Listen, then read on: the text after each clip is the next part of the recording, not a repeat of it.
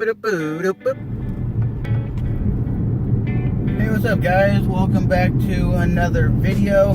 We're going to be talking about buying used cars on Facebook or on Craigslist, because that's where a lot of people buy used cars. People who sell their cars or claiming to sell their cars, and they're scamming people out of their vehicle.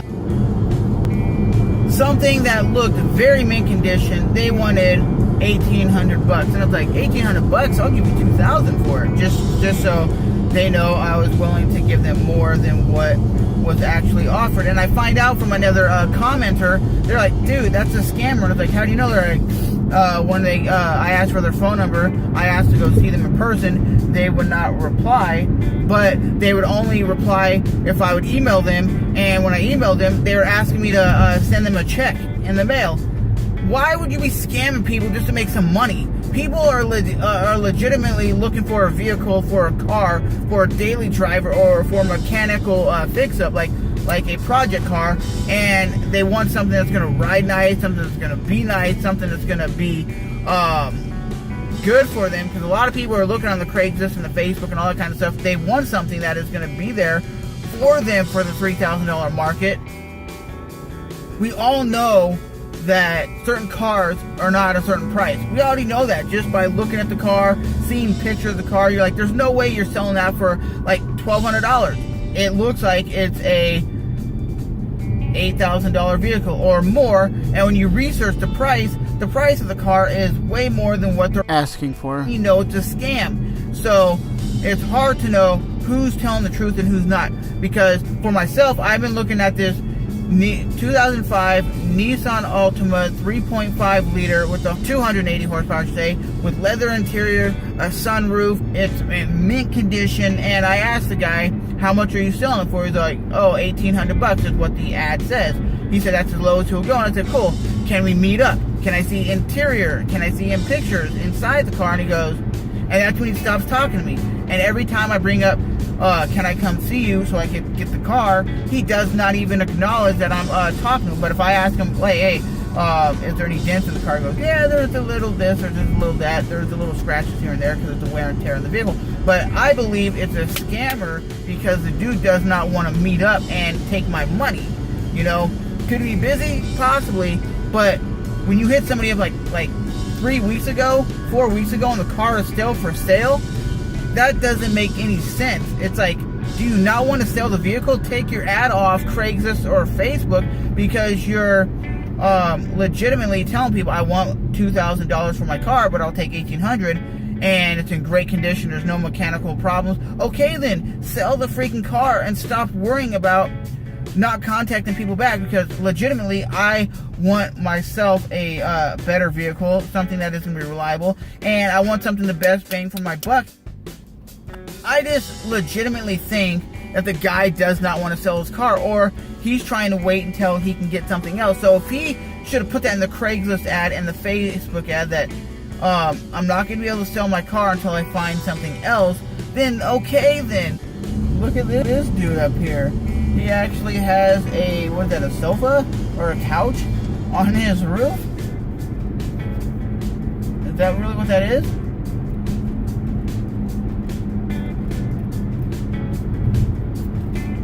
That's when you need to get a truck, baby. That's when you need to get a truck. No, but seriously, guys, if you're selling your car, just sell it, okay? And what irks me about these Craigslist and Facebook ads about selling cars is the dumbest thing. If you're selling a vehicle, show pictures of the inside and outside. Don't just show one static image.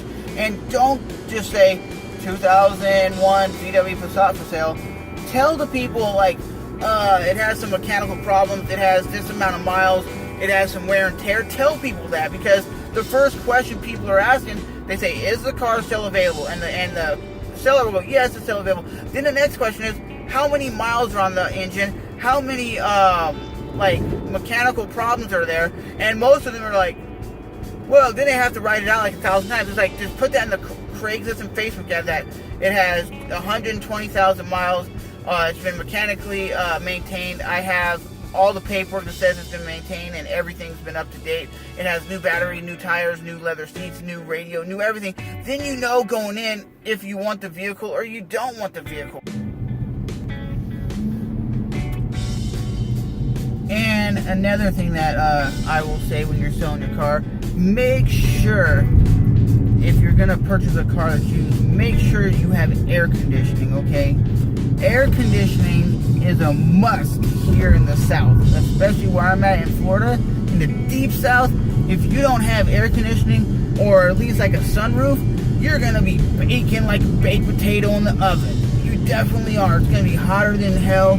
I've been in a Chrysler Sebring that my dad had, that he was using, and the air conditioning went out for a while. That was the most terrible thing, but the only cool thing about that car was it was a convertible, so you could throw down the soft top and drive that way. But still, you don't always want to do that. You want to crank on the AC and have a nice flow of cold air, because sometimes here in Florida, I don't know where everywhere else, but here in Florida, it gets sometimes like a 90 to 80% humidity, and it's so hot and sticky outside that it's just straight ridiculously hot.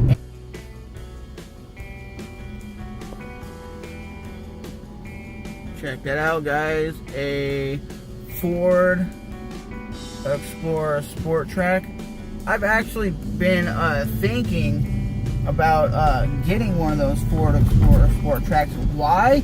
I just think I think that for the first time when I actually seen them, I thought those Ford Explorer Sport Tracks were kind of like a weird looking truck, and I thought they have a small bed. And for myself, like actually looking at them in person and seeing what they're all about, I was like, they're not a bad vehicle. They actually have like leather interior. They have like this weird sunroof thing. It's like, you know how trucks have like the back window that you can look out the back window and it goes to the bed of the truck?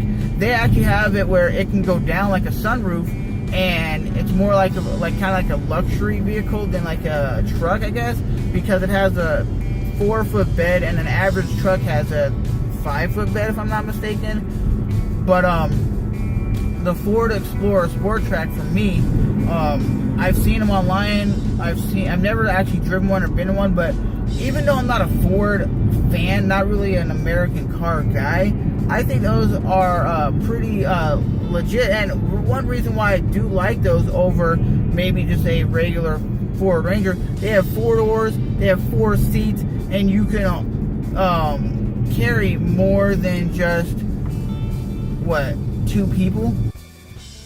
But with that being said, guys, hopefully you guys remember to rate, comment, and subscribe, and let me know if you guys have ever had any issues buying or selling your rides on Facebook or Craigslist. So I'm over here getting ready to get food to grub for me and my family, and then we're gonna take it home. And now you got clowns. I hate clowns like that. I hate people like that. They'll wait. They'll sit there in the parking lot and wait. That's a dumb there. They'll sit in the parking lot and wait. Don't tell me that guy did what I think he did. Are you Are you taking up like freaking 4 or 5 parking spots? What a butthead. He was driving a Ford F-350, so it was a big ass truck, and he had a big trailer on the back. But don't take up 4 or 5 parking spots, especially when you're at a restaurant. Come on now, that's not a good thing. But remember, like I said, guys, to rate, comment, and subscribe. And have you guys ever had any problems with buying or selling any vehicles on the Facebook or the Craigslist? I'm Trevor, and I'll see you in the next ride. Bye bye.